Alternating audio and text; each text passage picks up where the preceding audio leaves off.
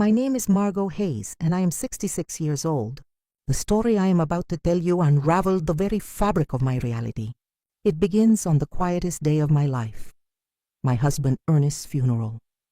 The air was thick with the scent of damp earth and wilted flowers.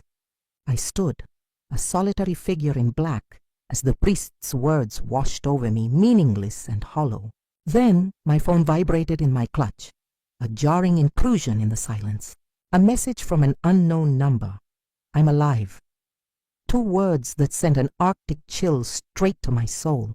My hands trembled so violently I nearly dropped the phone. That's not me in the casket, I typed back, my heart hammering against my ribs. Who are you? The response was swift, a digital ghost whispering from the shadows. I can't say.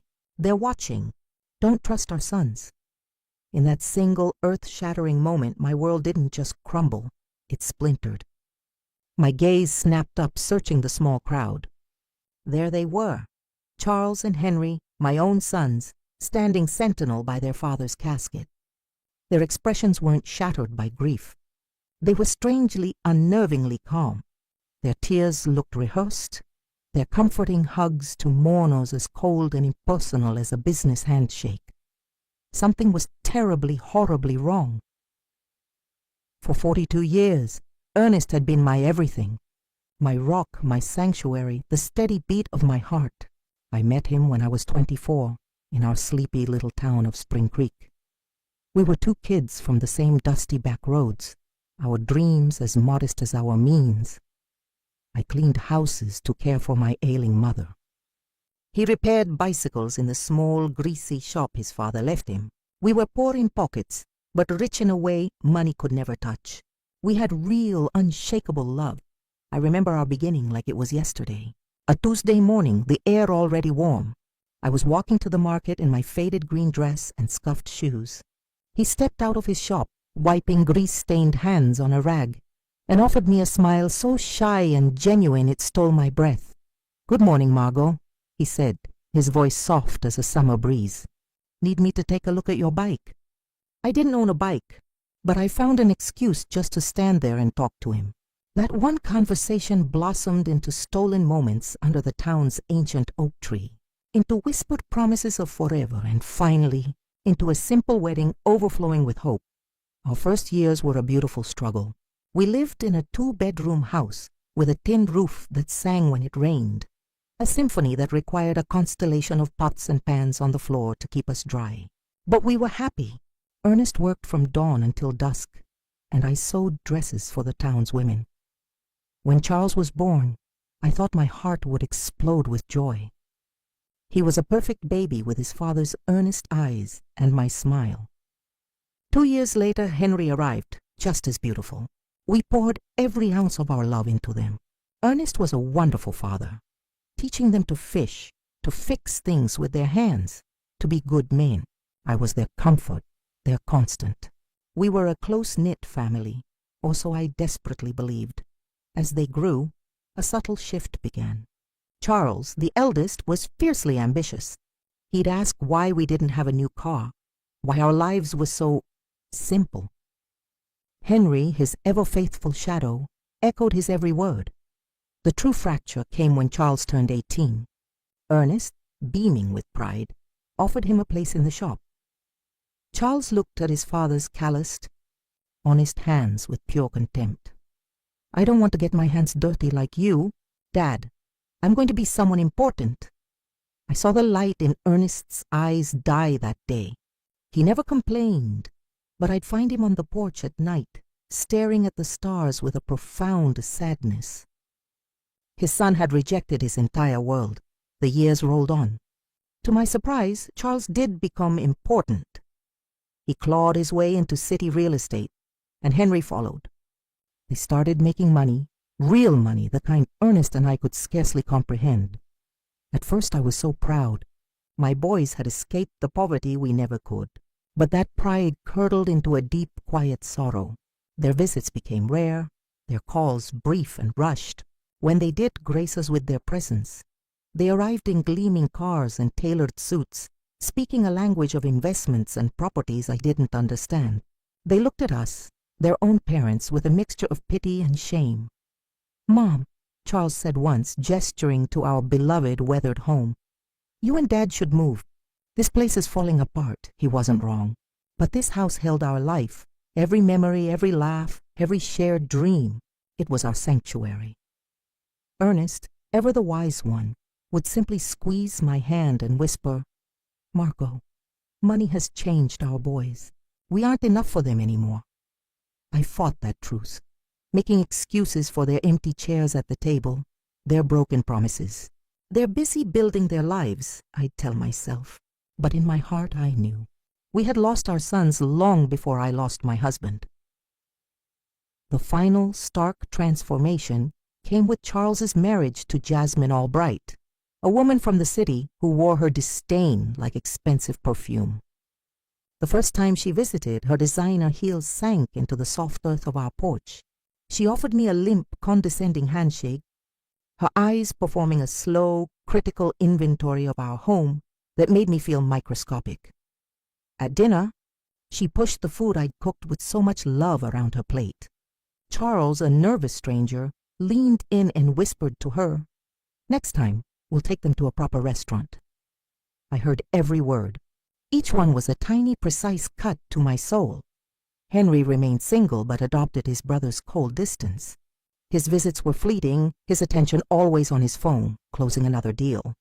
"Mom, I have to go. Big meeting tomorrow." Our family Sundays faded into memory. Christmases became cold. Formal affairs filled with expensive, meaningless gifts and hasty exits. Ernest and I grew old together, a party of two, finding solace only in each other. He kept working in his shop, though his hands, once so strong, had begun to falter. And I clung to the memory of the family we once were, never imagining that the ultimate betrayal was still to come, and that it would arrive in a text message from beyond the grave. I continued my sewing, but my vision was clouded by a gathering sorrow. We managed on our modest income, clinging to the quiet pride of never asking our successful sons for a sing. We still had our dignity, even if we had lost our boys. "Do you know the true tragedy, Margot?" Ernest said to me one evening, his voice soft, as we sat on our weathered porch. "It isn't their wealth. It's that the wealth has made them believe we no longer hold any value." His words struck a deep, resonant chord. He was right, as always. Our sons hadn't just upgraded their lives. They had downgraded us. We were no longer beloved parents, but an embarrassing relic, a living monument to a humble past they were desperate to erase. The chasm widened when Charles purchased a sprawling $200,000 home in an exclusive city neighborhood. Henry soon followed, investing in a luxury condo that cost more than we'd earned in a lifetime. Suddenly our sons were men of fortune, and we were the poor relations. During one of her rare, disdainful visits, Jasmine made her move. "You really should sell this place and move into a retirement community," she suggested, her voice slick with false concern. "There are some very nice places for people your age. You'd be more comfortable." The phrase retirement community was a slap in the face. After 40 years of building a home filled with love and memory, they wanted to warehouse us, to discard us. "We don't need a home," Ernest replied, his voice layered with a quiet, unshakable dignity. "We are home right here." But I saw the look that passed between Charles and Henry. They were in full agreement. To them, we were no longer family. We were a logistical problem. Then came the direct assault. Charles arrived one day, armed with documents he'd drawn up without our knowledge. "Dad, Mom," he began, his smile a polished professional facade. "I've been thinking about your future. This house is worth, at most, $1,000. If you sell, I can add some money to get you settled somewhere." Better, better. The word was an insult. There was no place better than the walls that held our laughter, our struggles, our entire life together. "Besides," he pressed on, "I think Dad should retire. He's 70. It's time to rest." Ernest looked at him, his eyes pools of infinite sadness. "Son, my work isn't a burden. It's my purpose.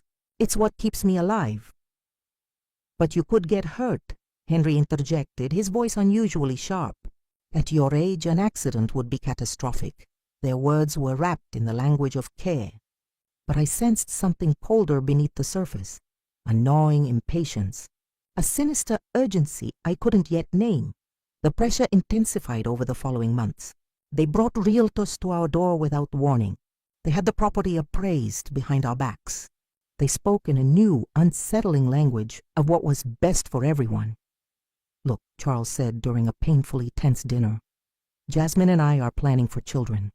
The expenses will be significant. If you sell the house and downsize, that money could serve as an early inheritance. An early inheritance." The audacious demand stole the air from my lungs. He was asking us to fund his future by erasing our present. Ernest remained calm, but I saw the muscle in his jaw tighten like a coiled spring. "Son," he said, his voice dangerously low, "when your mother and I are gone, all we have will be yours. But while we draw breath, our lives are our own to live." "Don't be stubborn," Henry cut in, a harshness I'd never heard from him before. "You're living in the past. You need to be realistic." That night, after they were gone, Ernest and I sat in the dark, talking until the sky began to lighten. For the first time in 42 years, we voiced the unthinkable. Our sons were strangers. "Something is very wrong, Margot," Ernest whispered, a shadow of deep worry in his eyes. "This isn't just greed. There's a darkness behind this pressure. I can feel it." I had no idea how terrifyingly accurate his premonition was. I couldn't fathom that the people I had carried and nursed and loved were weaving a web of betrayal so profound it would shatter our world forever. Saitik, last normal conversation I had with Charles, was 3 weeks before the earth fell away. He came alone without Jasmine, his demeanor unusually grave. "Mom," he said, sitting at the very kitchen table where he'd once done his homework, "I want you to know that no matter what happens, Henry and I will always take care of you." At the time, his words were a small comfort.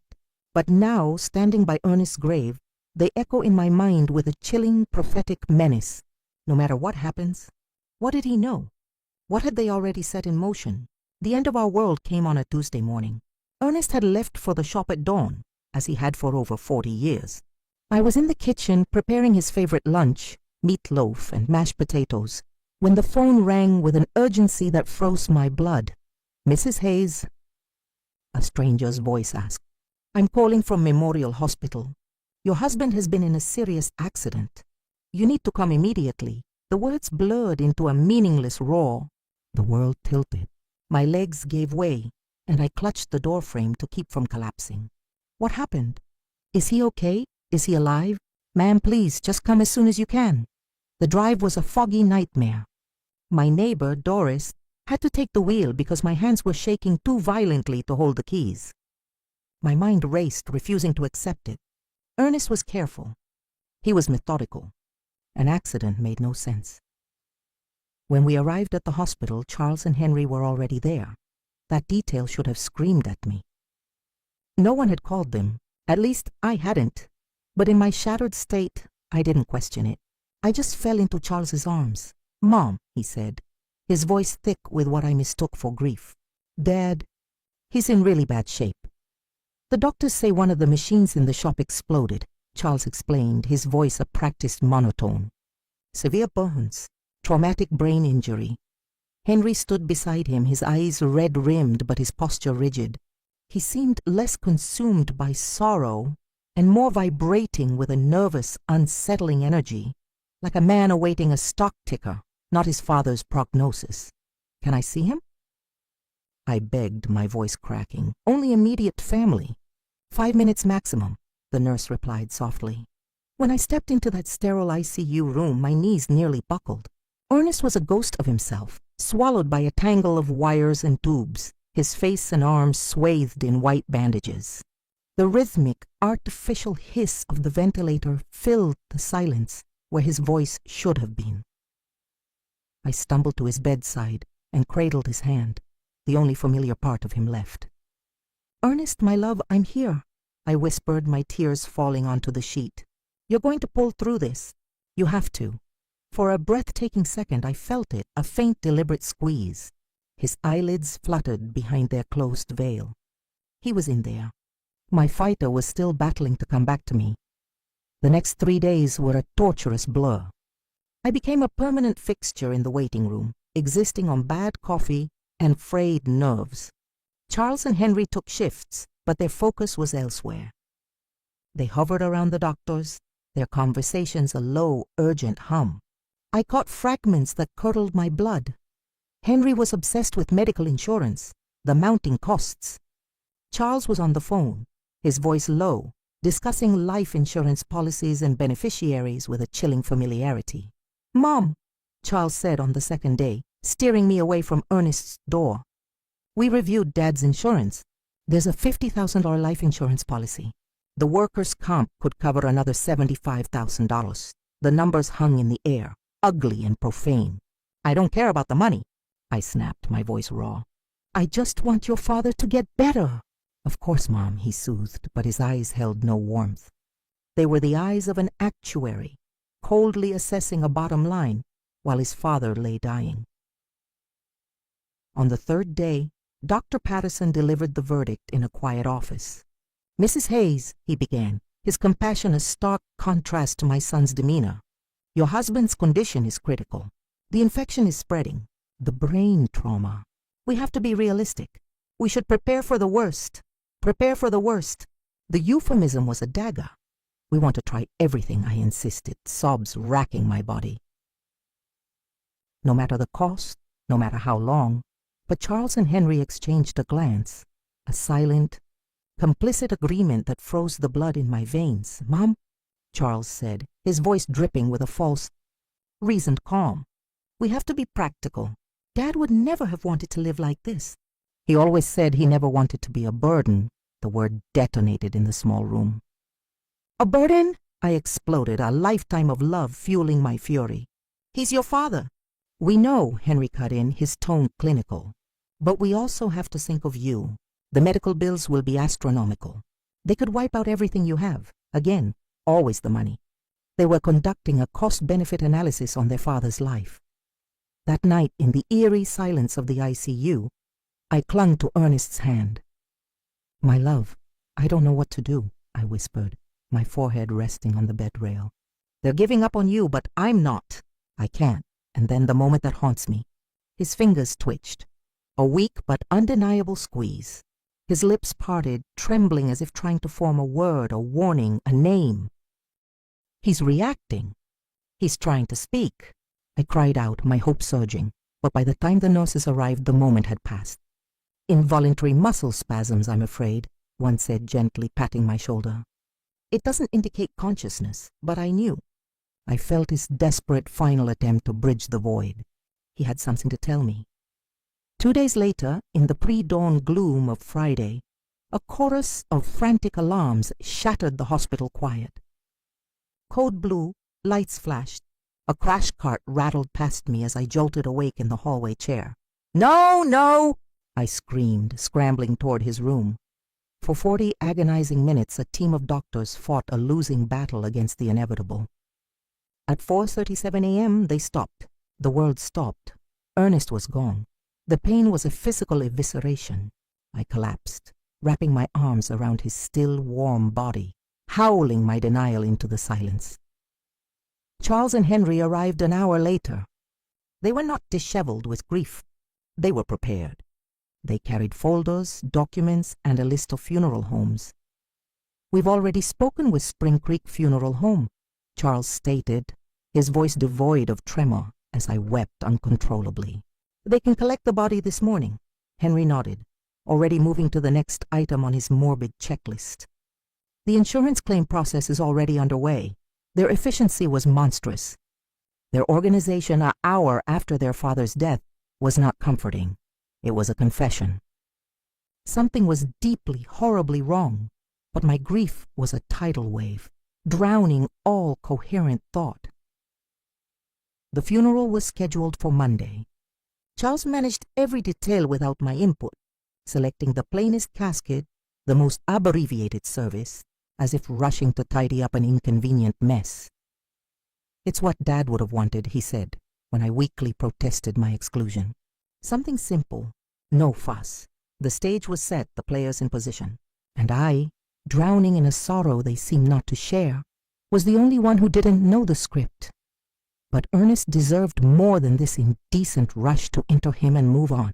He deserved a celebration of his life, not this hushed, hurried affair. The day of the funeral was bleak and overcast, the sky a sheet of unbroken gray, as if nature itself was mourning the man my sons were so eager to bury. I wore my only black dress, the same one from my mother's funeral a lifetime ago. My hands trembled so violently that my dear neighbor Doris had to fasten the small, stubborn buttons for me. "Be strong, Margot," she whispered, her voice thick with emotion as she smoothed my hair. "Ernest would want you to be strong, but I felt no strength. I was a hollow vessel, emptied of everything but a grief so profound it had its own weight. 42 years of shared life cannot be sealed shut in a box so easily. His presence haunted our home, his favorite chipped coffee mug, his worn tools on the porch, the indentation on his pillow that still held the faint, comforting scent of him. At the cemetery, the scene was starkly, unnervingly sparse. For a man who had lived 7 decades in the same town, who had fixed the bicycles of generations and greeted every neighbor by name, the turnout was a cruel insult. Only Charles, Henry, Jasmine, Doris, the pastor, and I stood at the graveside. "Where is everyone?" I whispered to Charles, my voice cracking. "Where are the men from the shop?" "The neighbors. We didn't want to make a spectacle," he replied, his answer too quick, too rehearsed. Dad was a private man. He would have wanted something intimate. The lie was as transparent as glass. Ernest was the heart of our community. He would have wanted a crowd, stories, laughter through tears. This secrecy, this isolation, was Charles's design. During the service, I watched my sons through a new, dispassionate lens. Charles wore a mask of solemnity, but his eyes kept flicking to his watch. Henry shifted his weight, radiating a restless energy, as if mentally reviewing a to-do list. Jasmine, behind her black veil, was discreetly checking her phone. This was their final farewell, a performance of impatience and distraction. The pastor spoke of eternal rest and God's embrace, but the words felt like dust in my mouth. I didn't want Ernest to rest. I wanted him back on our porch, sipping coffee and holding my hand. When the time came to cast the first handful of earth onto the casket, my legs gave way. Doris held me up as I wept. The sound of dirt hitting wood, a brutal final punctuation to my life as I knew it. And it was in that exact moment, standing at the precipice of my despair, that my phone vibrated. A text. From an unknown number. "I'm alive." "That's not me in the casket." The world tilted. The letters swam before my eyes. Was this a cruel phantom of my grief-stricken mind? My hands shaking uncontrollably, I typed a reply. "Who are you?" The response was immediate. "I can't say. They're watching. Don't trust our sons." The phone slipped from my grasp as if it were a live coal. Doris moved to retrieve it, but I snatched it back, my heart hammering against my ribs. No one could see this. Not until I understood. "Are you all right, Mom?" Charles asked, approaching with a face etched in manufactured concern. I stared at him, searching for a crack in his facade. "I'm fine," I lied, my voice strangely steady. "I just need to go home." The ride back was a silent nightmare, the mysterious message echoing in my mind. A sick joke? Or a terrifying possibility? If Ernest was alive, who was in that coffin? And if he wasn't, who knew the intimate details of our lives and our son's betrayal to send such a warning? That night, shrouded in the oppressive silence of my empty house, I began to piece together the insanity. Ernest's accident had never made sense. He knew his shop like the back of his hand. A catastrophic explosion was his worst nightmare, not a likely reality, and my son's presence at the hospital. How had they arrived so swiftly? The call had come to me, then the money. From the very first hour, their focus had been on policies and payouts, as if they were reading from a prepared script, driven by a new, fierce instinct. I went to Ernest's old wooden desk and found his metal lockbox. Inside, nestled among our important documents, was the life insurance policy. Charles had mentioned $50,000, but what he hadn't mentioned was the amendment. The coverage had been increased from a modest $5,000 to that staggering sum just 6 months ago. Why, Ernest? Why wouldn't you tell me? And then I found it, another policy I knew nothing about. A workers' compensation policy, taken out a mere 2 months before his death. $75,000 for accidental death on the job, a fortune. A motive. My phone vibrated again, the same unknown number. Check the bank account. See who's been moving money. This was no prank. This was a guide. The next morning I went to the bank. Mrs. Thompson, the manager who had known us for 30 years, greeted me with tearful eyes. "Margot, I'm so sorry. Ernest was a good man." "Thank you," I said, my voice tight. "I need to see our account statements. I need to understand our situation." She brought up the records for the past 6 months. What I saw turned my blood to ice. There, in black and white, were a series of large, unauthorized withdrawals. $1,000 in January, $3,000 in February, and $4,000 in March. A total of $8,000 vanished from our life savings. I looked up at Mrs. Thompson, my voice a trembling whisper. "Who authorized these withdrawals?" "Your husband came in person," Mrs. Thompson explained, her brow furrowed. "He said he needed the money for major repairs at the shop, but I kept the household accounts. I knew every dollar that came in and out. Ernest had never mentioned repairs of that scale. The very idea was a lie. Do you have the signatures?" I asked, my voice tight. She produced the receipts. The signature looked like Ernest's, but to my eye, trained by decades of seeing it on birthday cards and love notes, it was wrong.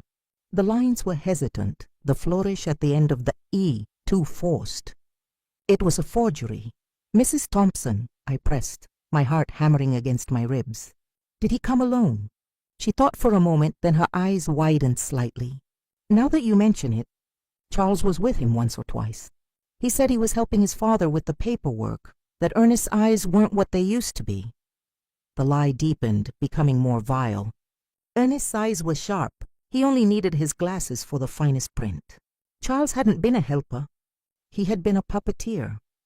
That afternoon, as I stared at the damning receipts, another message arrived. The insurance was their idea. They convinced Ernest he needed more protection for you. It was a trap. The pieces of the horrifying puzzle were locking into place. The inflated insurance policies, the stolen savings, Charles's cold clinical efficiency. It was no longer a suspicion. It was a conspiracy, but the terrifying questions remained. Had they planned his death? And who was this ghost guiding me from the shadows? The following days were a waking nightmare. Every smile from my sons felt like a razor blade, every hug a restraint. I was playing a part in a play whose tragic ending I was only just beginning to understand. Then another message cut through the fog. "Go to Ernest's shop. Look in his desk. There are things you didn't see." I went to the shop for the first time since the accident. The air was still and thick with dust. But what I found was not the scene of a violent explosion. The place was orderly, too orderly. There were no blackened walls, no shrapnel, no gaping hole where a machine should have been. Every tool, every piece of equipment, the welder, the compressor, the saw, was in its place, intact and functional. My blood ran cold. Where was the explosion? I went to Ernest's desk, my hands trembling as I pulled open the drawers. And there, I found the truth he had tried to leave for me. A note in his familiar, steady hand, dated 3 days before his death. "Charles insists I need more insurance. He says it's for Margot, but something doesn't feel right. I don't trust his intentions." Beneath it another, "Henry brought me papers to sign for shop modernization. Why the rush? The terms are confusing. I feel pressured. My husband had known. He had sensed the viper in his own nest." Then my fingers brushed against a sealed envelope. My name was written on the front in Ernest's script. With a heart threatening to beat out of my chest, I tore it open. "My dearest Margot, if you are reading this, it means something has happened to me. In recent months, I've noticed a darkness in Charles and Henry. Their interest in our finances, the insurance, the house, it feels predatory. Jasmine pressures them constantly. Yesterday, Charles told me I should be more concerned for my safety, that at my age, any accident could be fatal. Margot, those words did not sound like concern. They sounded like a threat. I love you. If I am gone, do not trust anyone blindly. Not even our sons. Forever yours, Ernest. The letter fluttered from my numb fingers. He had seen his death coming. He had tried to warn me from beyond the grave. That night Charles visited, armed with a bottle of wine and a smile that no longer fooled me. Mom, I've been thinking about your future, he began, pouring a glass without offering me one. The insurance money is being processed. It will be $125,000. How do you know the exact amount? I asked, feigning innocent curiosity. I helped Dad with the paperwork, he said smoothly. He wanted to ensure you were taken care of. Another lie, straight from the devil's mouth. And what should I do with this money? I asked, watching him like a hawk, his eyes lit up with an avaricious gleam. You could buy a smaller place, or even better, a nice retirement community. Henry and I could manage the funds for you, invest them, make them grow. At your age, it's easy to be taken advantage of. Manage my money, the final piece of their plan. They wouldn't just kill their father for the insurance. They would imprison their mother and seize the payout. Let me think about it, I said, my voice barely a whisper. Of course, Jasmine chimed in, her sweetness a toxic syrup. But don't take too long. It's for your own good. After they left, I sat in the deepening dark, shaking with a potent cocktail of rage and terror. My sons were not just greedy. They were monsters. My phone vibrated, pulling me from the abyss. It was a longer message from the unknown number. They didn't use a machine. It was the car. The brakes. They made it look like an accident. The shop was a cover. Meet me tomorrow. 10 a.m. Oak Creek Diner. Come alone. Tell no one. The next message was a direct command. Tomorrow, go to the police. Ask for the accident report. You'll find contradictions. The following morning, I walked into the local police station, my heart a frantic drum. Sergeant O'Connell, a man who'd shared coffee with Ernest for 20 years, greeted me with gentle eyes. The report on my husband's accident. Please, I said, my voice steadier than I felt. He frowned, his brow furrowing. Accident, Mrs. Hayes? What accident? The explosion at his shop. The work accident. He spent several minutes checking the files, his confusion deepening. Margot, he said finally, his voice low and serious. There is no report of an explosion. In fact, we have no record of any work-related incident involving Ernest. The floor seemed to drop away beneath me. But, my son said, Mrs. Hayes, he continued, pulling another file. Your husband was brought to the hospital, but not from his shop. The medical report lists the cause of admission as acute poisoning. They found a significant quantity of methanol in his system, enough to cause blindness, organ failure, and death. Poisoning. The word echoed in the silent, sterile room. It wasn't an accident. It was an assassination. Why wasn't I told? I whispered, my world tilting on its axis.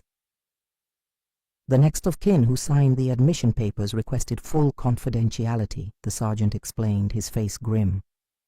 They claimed you were too emotionally fragile to handle the technical details. The next of kin, Charles and Henry. They had not only poisoned their father, they had crafted the entire narrative, smothering the truth under a blanket of lies and false concern. Mrs. Hayes, Sergeant O'Connell said, leaning forward, if you have reason to believe the circumstances of Ernest's death are suspicious, we can open a formal investigation. I had more than reason. I had certainty. That afternoon, Henry arrived with a bouquet of flowers, their vibrant colors a mockery of my grief. You look tired, Mom. I'm fine, I lied, watching him, truly seeing him for the first time. Just thinking about the future. Good. Charles and I were talking. You should sell the house soon. Strike while the iron is hot on the market. The rush, Henry? Why now? Old houses depreciate. You need liquidity. Funeral costs, medical bills, more lies. The funeral had been a bargain bin affair. The insurance had covered the hospital. Henry, I said, my gaze locking with his. You knew your father didn't die in a shop accident. For a split second, raw panic flashed in his eyes before the mask slammed back down. What are you talking about, Mom? I went to the police. There is no report, no explosion. This time the panic was harder to contain. You shouldn't be doing things like that. They'll just confuse you. The grief, it's affecting your mind. The grief is affecting me, or you've been lying to me. He stood up so abruptly his chair screeched. You need to rest. We'll talk when you're calmer. He fled, but not before making a frantic, hushed call from my porch. That night, my ghostly ally sent its most chilling warning yet. They're coming together tomorrow. They will try to convince you that you're insane, that grief is making you imagine things. Do not believe them. Do not eat or drink anything they offer you. The prophecy was fulfilled to the letter. The next day, Charles, Henry, and Jasmine descended upon my home like a committee of concerned vultures, armed with saccharine smiles and a bag of pastries. We're worried, Charles began, his voice dripping with false syrup. The neighbors say you've been acting strangely. Doris mentioned you've been talking to yourself. A blatant lie. Doris was my ally. Jasmine brought your favorite pastries, Henry added, gesturing to the bag, and we made that special coffee you love. The warning echoed in my mind. Do not eat or drink anything. Were they planning to finish what they started? To silence me the same way they had Ernest? Thank you, but I've already eaten, I said, my voice cool and distant. But Mom, Jasmine pressed, her smile a sharp, painted thing. You need to keep your strength up. You've lost so much weight since the tragedy. I said I'm fine. Charles and Henry exchanged a loaded glance, the same one they'd shared in the hospital when discussing quality of life. Mom, Charles said, moving closer, invading my space. We need to talk. We've consulted some specialists about your behavior. My behavior? Yes, the strange questions, the police station, this obsession with details about Dad. It's a common reaction to loss, but it can become dangerous if left untreated. Henry nodded, his face a mask of grave concern. We spoke to Dr. Albright. He says it's typical for women your age to develop paranoia after losing a spouse. Paranoia. They were gaslighting me. They were trying to brand me as a crazy old woman to discredit everything I had discovered.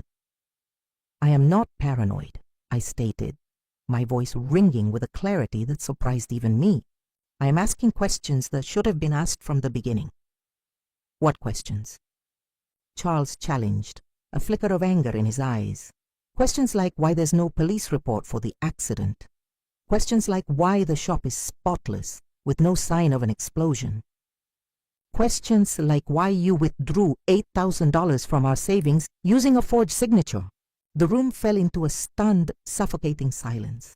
The masks slipped completely, revealing the sheer, undiluted panic beneath. Henry was the first to break, his voice a desperate, flailing thing. Mom, those things have simple explanations. Dad took that money for secret repairs. A surprise for you. What surprise? I countered, my voice like steel. He was going to remodel the house, Charles lied, the words tumbling out too quickly. He'd hired workers to fix the roof, paint the walls. A birthday surprise for you. The lie was so flimsy it was an insult. Where were the workers? The materials? Why was there not a single soul in Spring Creek who had heard of this grand project? And the police report? Charles pressed on, desperation creeping into his tone.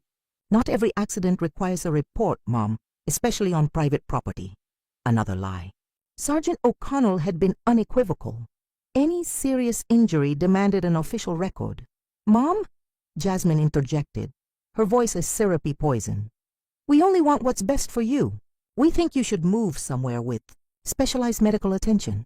A care facility, Charles clarified, his eyes cold. For individuals experiencing complicated grief, they have psychologists, nurses, activities. And in the meantime, Henry finished, laying their final card on the table. We can handle selling the house, managing the insurance, all the complicated things you shouldn't have to worry about in your Current state, there it was. The master plan laid bare. Declare me insane, lock me away and loot my life. First, they murdered their father for the insurance. Now, they would imprison their mother to seize the rest. And if I refuse? I asked, my gaze steady. Charles's smile was a ghastly thing. Why would you refuse? We only want what's best for you. Because this is my house. This is where I built my life with Ernest. This is where I raised you. Mom, Henry sighed, the performance of a weary, put-upon son. You can't live in the past. Dad is gone. You have to accept it. I have accepted he's gone. What I won't accept is you stealing my life and my money. The masks shattered. Charles stood abruptly, his patience gone. Fine. If you won't listen to reason, we'll take more drastic measures. What does that mean? It means we will initiate legal proceedings to have you declared mentally incompetent. We have witnesses to your erratic behavior. We have a doctor's report confirming senile paranoia. A doctor? What doctor? Dr. Albright has already signed a preliminary evaluation, Henry stated coldly. Based on our testimony, he believes you require specialized care. A doctor who had never laid eyes on me. How much had that fraudulent report cost them?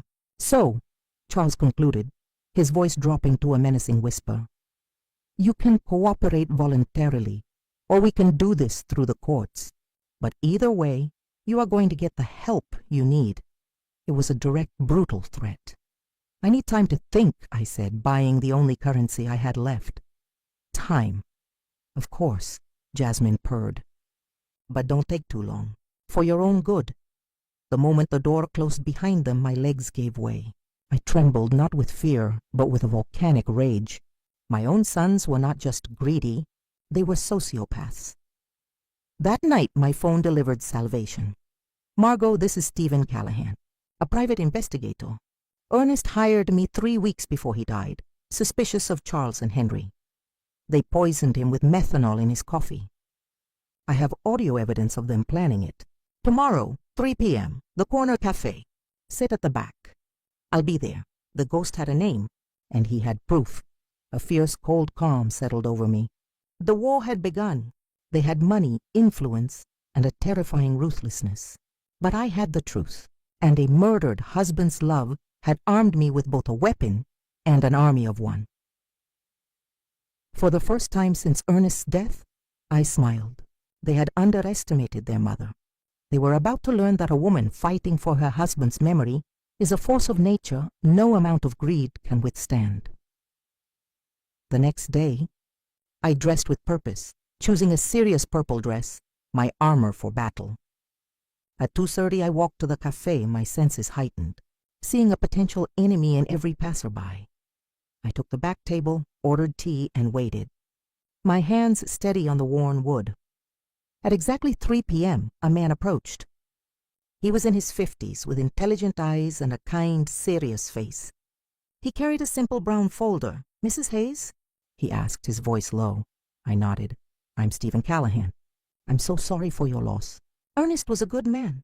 He sat, placing the folder between us like a sacred text. Before we begin, you need to know what you're about to hear will be very painful. Are you ready? I've been ready since your first message, I replied, my voice unwavering. Stephen opened the folder and retrieved a small digital recorder. Ernest came to me a month ago, he began. He was terrified of his own sons. He pressed play. He hired me to investigate them discreetly, Stephen said, his finger hovering over the play button. He was a good man, Mrs. Hayes, a scared man. He pressed play. My husband's voice, a sound I thought I'd never hear again, filled the space between us, warm and familiar, yet laced with a fear that broke my heart anew. Stephen, I need you to know, if something happens to me, it won't be an accident. Charles and Henry, they're pressuring me about the life insurance. Charles brought me papers yesterday, said it was to protect Margot. But when I read them, there were clauses that benefited them. Something is very wrong. Hearing him was a blessing and a curse. It was Ernest, alive in that recording, confirming the nightmare I was living. The recording continued. Henry's been asking strange questions. My routine, what I eat for breakfast, if Margot comes to the shop. He says it's concern, but it feels like reconnaissance. Stephen paused the recorder. This was 3 weeks before. But there's more. His expression was grim. This is more recent. He played another file. This time, it was Charles's voice, cold and businesslike on a phone call. No, we can't wait. The old man is getting suspicious. Asked about the insurance yesterday. Yes, I have the methanol. It's perfect. Symptoms mimic a stroke. Mom won't be a problem. After Dad's gone, she'll be so broken we can do whatever we want. Tears I didn't know I had left streamed down my face. It was my firstborn, my Charlie, discussing his father's murder like a corporate merger. There's more, Stephen whispered, his voice heavy. This is from the day before. A new recording began. Henry's voice, it's ready. Tomorrow Charles puts the methanol in Dad's coffee. We told him it's a new vitamin. The old fool will drink it without a second thought. Symptoms, dizziness, blindness, convulsions, coma. Doctors will call it a stroke. By the time they test for poison, it'll be too late. My world didn't just collapse. It was incinerated. This was not a plan born of passion, but of chilling clinical premeditation. They had executed their father with the precision of a hitman. How? I sobbed, the word a ragged tear. How did my babies become this? Ernest had me place listening devices in your home, Stephen explained gently. He was terrified. He just didn't know of what. He laid photographs on the table. Charles buying methanol at a hardware store 30 miles away. Paid cash, used a fake name. But I have him on video. The image was clear. My son leaving a store with a small, deadly bottle, 5 days before the murder. And this, Stephen said, spreading financial documents. Their records. Charles is $70,000 in debt to a city loan shark. Henry has a $40,000 gambling problem. They weren't just greedy, Mrs. Hayes. They were drowning, and they saw your husband as a life raft. The final ugly piece of the puzzle snapped into place. Desperation had forged their monstrousness. Why didn't you go to the police? I asked, my voice shaking. Because they were smart. They bribed the attending physician. The death certificate doesn't say poisoning. It says heart failure due to a work accident. Without that medical evidence, my audio might not have been enough. But now we have a case. He looked at me, his eyes filled with a painful resolve. And there's one more thing you need to hear, Mrs. Hayes. The most important thing. My blood turned to ice. What? He played the final recording. Charles and Henry together. Once we have Dad's insurance, we need to deal with Mom, Charles stated, his voice flat. How? Henry asked, the same way. But we'll make it look like a suicide. A grieving widow who couldn't go on. No one will question it. We're her only heirs. The house, the savings, the insurance, nearly $200,000. It all becomes ours. The recording stopped. The silence that followed was louder than any scream. They hadn't just killed their father. They had a blueprint for my murder. I began to shake, a violent tremor of pure, undiluted horror. Mrs. Hayes, Stephen said, his voice a steady anchor in my storm. I know this is devastating. But we have enough now. We can make them pay. What do we do? I asked, wiping my tears with a hand that was suddenly steady. The grief was now secondary to a surging, righteous fury. First, we go to Sergeant O'Connell. He's clean. Second, we move fast. Your sons are meeting with Judge Miller tomorrow at 10 a.m. to start the process to have you declared incompetent. If they succeed, this gets much harder. I stood up, a new woman forged in the fires of betrayal. Then we act tonight. Exactly, Stephen confirmed. But first, the final piece. He slid a last photograph across the table. It showed Ernest leaving a medical clinic in the city. 3 days before he died. He went for a full physical. The results show he was in perfect health. No heart conditions. Perfect blood pressure. This proves his death was not from natural causes. It was the keystone, the final, irrefutable truth.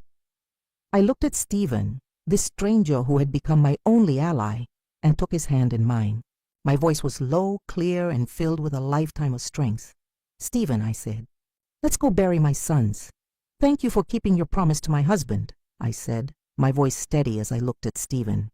Now let's get justice. That very night we went to the police station.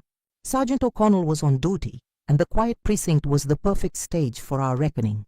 Sergeant, I began, my tone leaving no room for doubt. I am here to file a formal complaint for the murder of my husband, Ernest Hayes. Murder, he repeated, stunned. The certificate lists heart complications.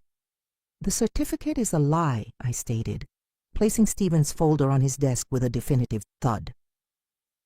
My husband was deliberately poisoned by our sons.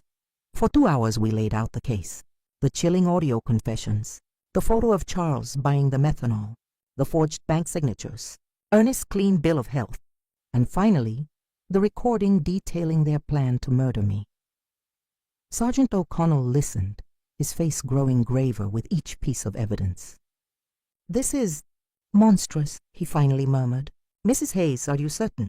Once we arrest them, there's no going back." "Sergeant," I replied, my gaze unwavering. "Those men are not my sons. They are cold-blooded killers who murdered their father for money and plan to do the same to me. There is no turning back for them." He immediately called the district attorney. The DA arrived, and after reviewing the evidence, authorized arrest warrants for Charles and Henry on the spot. "We'll move at dawn," the DA said. "We need to secure all evidence before they can destroy it." Stephen walked me home. "Will you be all right alone?" "I will," I said, a newfound strength solidifying within me. "After what I've heard, I am no longer afraid. I have the truth on my side. I didn't sleep that night." I sat in the kitchen, surrounded by photographs of Ernest.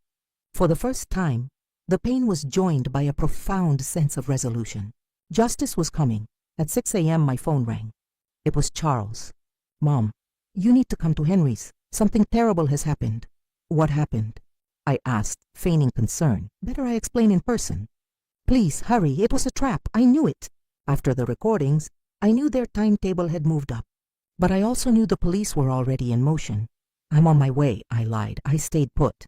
At 7:30, I watched from my window as a fleet of police cars sped toward my sons' homes. My phone rang incessantly. Charles, then Henry, their voices shifting from urgency to sheer desperation. I did not answer. At 9 a.m., Sergeant O'Connell knocked on my door. "Mrs. Hayes, they're in custody, charged with first-degree murder and conspiracy to commit murder." My legs trembled, but this time it was with the sweet relief of vindication. How did they react? Charles denied everything until we played the recordings. Then he collapsed. Henry tried to flee out a back window. We chased him for 6 blocks. That afternoon, Jasmine came to my door, sobbing, a shattered version of her former self. "Mrs. Hayes, please." "Drop the charges." "Charles isn't bad. He was just desperate." "It's my fault," I pressured him. I looked at her, my heart a fortress of ice. "Jasmine, your husband poisoned my husband. He planned to kill me. There is no justification. But we're family," she shrieked. "The family ended the moment you decided Ernest's life had a price tag," I replied coldly. "Now, get off my property." 3 days later, Ernest's body was exhumed. The lab results confirmed everything. Lethal levels of methanol. The town was rocked by the scandal, the newspapers dubbing it the cruelest crime in a generation. The investigation uncovered the full, sordid picture. Charles's $70,000 debt to violent loan sharks. Henry's $40,000 gambling losses. They had seen their father's life insurance as their only escape, but their own greed, dramatically increasing the policies, had been their undoing, alerting Ernest to their plot. The corrupt doctor who falsified the death certificate was also arrested. Stephen explained how Ernest, guided by a gut-deep fear, had hired him, creating a trail of evidence from beyond the grave. The trial was swift. Faced with the mountain of evidence, both sons eventually pleaded guilty to avoid the death penalty. They were sentenced to life in prison without the possibility of parole. I stood in the courtroom as the judge delivered the sentence. I did not look at my sons. I looked at a photograph of Ernest that I held in my hand. It was over. I used the insurance money to establish a scholarship in Ernest's name for trade school students, a legacy for the honest work he loved. I still live in our home, surrounded by the good memories, the ghosts of the bad ones finally laid to rest. The mysterious texter, my guardian angel, was Stephen Callahan. He became a dear friend, a living reminder that even in our darkest hour, there are still people who honor their promises. My name is Margot Hayes. I am 67 years old. I lost my husband and my sons in one fell swoop. But I found the truth. And in the end, the truth, no matter how painful, is the only thing that can truly set you free. Your husband was smarter than his sons believed, Stephen explained. He sensed the storm coming, even if he couldn't see its shape. He hired me not just to investigate, but to be your shield if he fell. Did he know they would kill him? I asked, my voice barely a whisper. Not for certain, but he feared for his life. That's why we documented everything. He was determined that if they struck, the truth would not be buried with him. Even in his final days, Ernest was my protector. His love had built a fortress of evidence that would outlast his killer's lies. The trial began 2 months later. The charges were first-degree murder, carrying a sentence of 25 years to life. The courtroom was a pressure cooker of tension, packed with reporters, neighbors, and the simply horrified, all there for what the papers had dubbed the case of the killer's sons. I wore my best black dress, the same one from my wedding decades ago. Now it was armor. Stephen sat beside me, a steadying presence. Charles and Henry were led in, shackled and clad in prison orange. The sight was a fresh wound to a mother's heart, but the pity was gone, replaced by a vast, desolate sadness for the men they had chosen to become. The prosecutor was methodical and devastating. One by one, he presented the evidence. The recordings echoed in the hushed court, my sons' voices coldly detailing their father's murder. When the tape played of them planning my death, "We need to get rid of Mom too." A collective gasp ripped through the room. An elderly woman fled, sobbing. The cruelty was too much to bear. "Ladies and gentlemen of the jury," the prosecutor stated, "this is not mere greed. This is a premeditated execution of a loving father, motivated by nothing more than debt and avarice." Their defense lawyers flailed, speaking of desperation and pressure, but they were drowned out by the unassailable mountain of proof. The recordings, the bank forgeries, the forensic report, they formed a chorus of condemnation. When I took the stand, my legs trembled, but my voice was clear. "Mrs. Hayes," the prosecutor began, "what was your relationship with your sons before the murder?" "I thought we had a good relationship," I said, looking directly at the two strangers in orange. "I raised them with all the love I had. Their father worked his hands raw to provide for them. I never imagined that our love would become the reason for his death." "Did you ever suspect they could harm him?" "No, that is the most profound betrayal. I trusted them completely. When they told me about the accident, I believed them. When they rushed the funeral, I mistook their cold efficiency for grief. I never dreamed they were covering up a murder." Charles hung his head. Henry met my gaze with a defiant glare, but I saw the sheen of tears in his eyes. It was too late for remorse. The die was cast. The most harrowing moment came when the prosecutor played the full, unedited recording of them plotting my murder. Charles's voice, flat and ruthless, filled the room. "Once we have Dad's insurance, we need to get rid of Mom too." The air left the courtroom.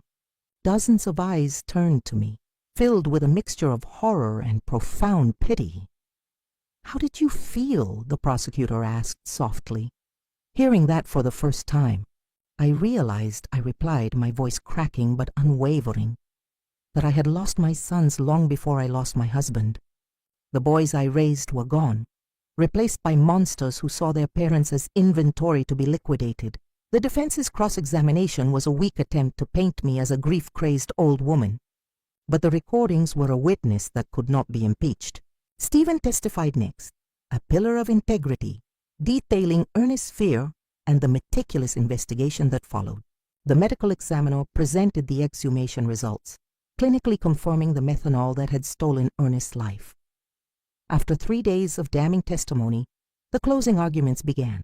The prosecutor was magnificent. "Charles and Henry Hayes are not victims," he thundered. "They are predators. They saw their own father as an obstacle and their mother as a loose end. They plotted, they poisoned, and they planned to profit from their bloodline. They believed they were smart enough to get away with murder. But Ernest Hayes was smarter, and a mother's love for her husband is more powerful than any son's greed." The jury was out for less than 4 hours. When they filed back in, their faces were stern. "Guilty," the foreman stated, not once but twice. First for Charles, then for Henry, guilty of murder in the first degree. The sentence was life in prison without the possibility of parole. As the gavel fell, a profound silence settled over the room, followed by a slow release of held breath. It was over. I did not look at my sons as they were led away. I looked instead at Stephen, and then at the photograph of Ernest I kept in my purse. There was no victory in this, only a terrible necessary justice. The long, painful war was finally over. The truth, no matter how ugly, had indeed set me free. Now I could begin to truly mourn the man I loved, and the sons I had lost long before the poison ever touched his lips. They don't deserve compassion, I had said. They deserve justice, the jury agreed.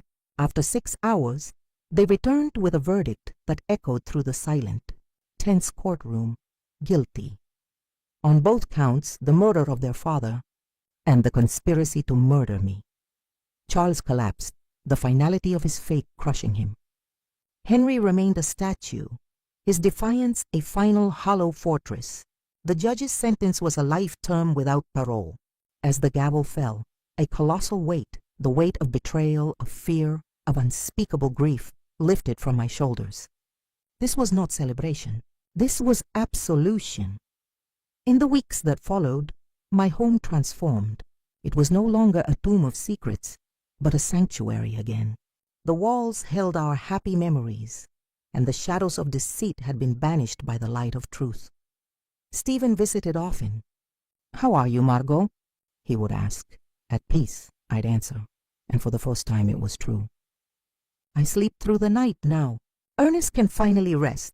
I donated every cent of the blood-stained insurance money to start a foundation for victims of family crimes. My own modest savings were enough. I could not build my future on my husband's grave." 6 months later, a letter arrived on prison stationery. It was from Charles. "Mom, I don't deserve forgiveness, but I need you to know I regret everything. The debt, the desperation, it made us monsters. We destroyed the most loving family for money we never even touched. By the time you read this, I will be gone. I can't live with what I've done. Tell Dad we're sorry we were such terrible sons." He was found in his cell the next morning. Upon hearing the news, Henry's mind shattered completely, and he was transferred to a prison psychiatric ward. The sons I had raised were gone in every way a person can be gone. Today, 5 years later, I am 71. My hair is white as snow, a map of the storms I have weathered. But my eyes, my friends tell me, hold a peace they never did before. Ernest's old shop is now a vibrant garden, bursting with his favorite flowers: red roses, cheerful sunflowers, soft white carnations. It is a living memorial, a place of growth instead of death. Stephen became my chosen family. On Wednesday afternoons, we share coffee on the porch. He sometimes asks if I ever regret exposing my sons. Never, I tell him, my voice firm. The truth is a painful surgery, but a lie is a terminal cancer. It kills the soul.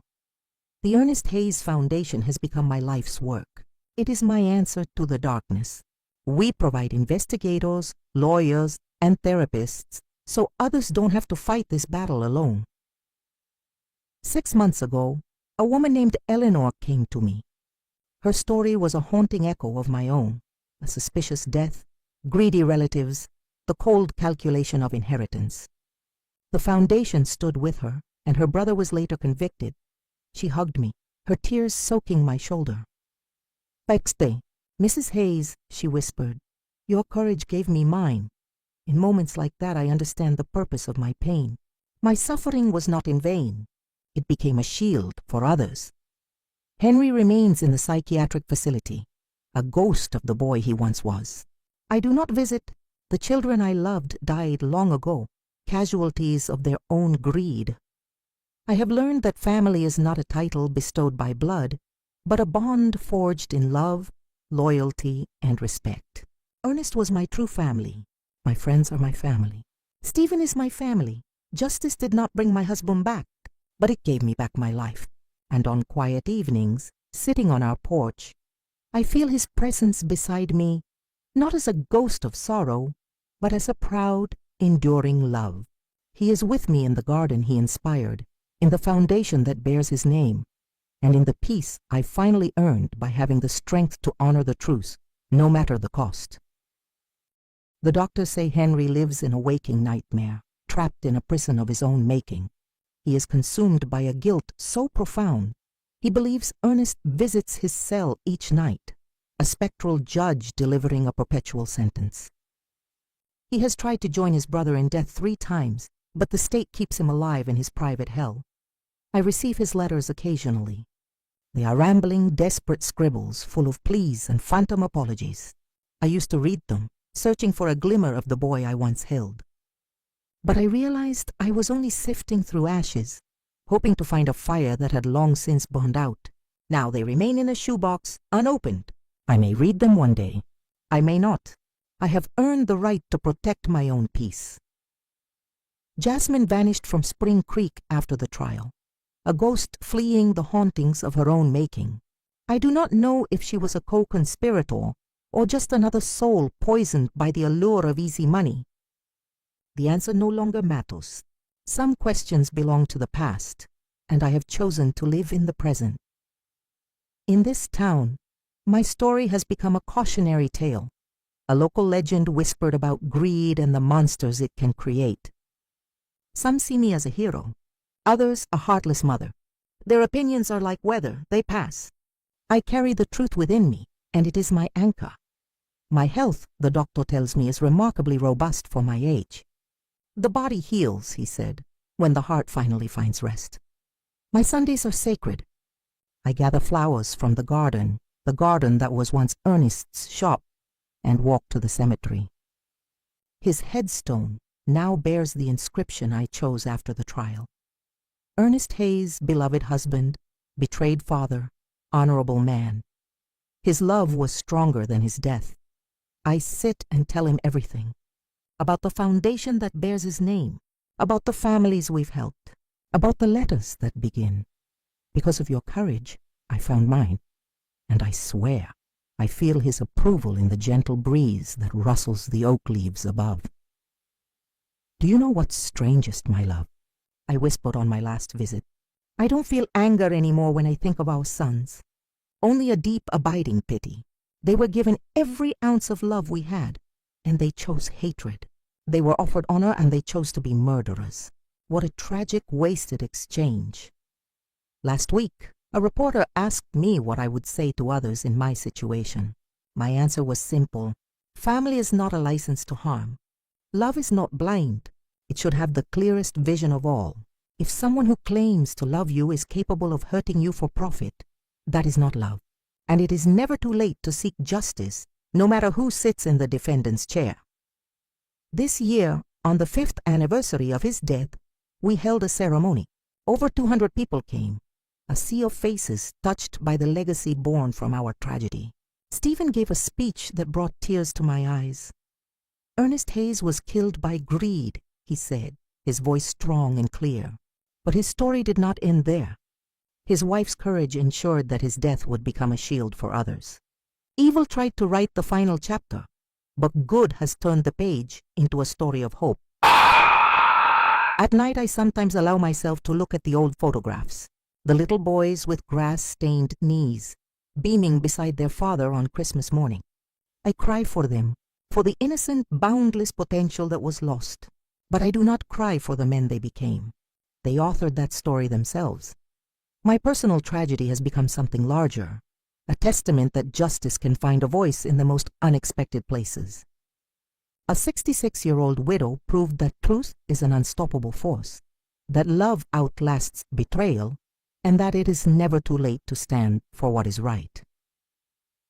Tomorrow is Wednesday. Stephen will come for coffee. I'll bake his favorite pastry, and we'll plan the new flowers for the spring. Life is simpler now, quieter, but it is real. It is built on the unshakable foundation of truth. I have learned that family is not a title written in blood, but a bond written in loyalty, respect, and a love that would never, ever cause harm. Ernest, my love, wherever you are, I hope you can see I kept my promise. I found the truth. I fought for justice, and I have woven our pain into a tapestry of hope for others. Your death was not in vain. You can rest now, and so at last can I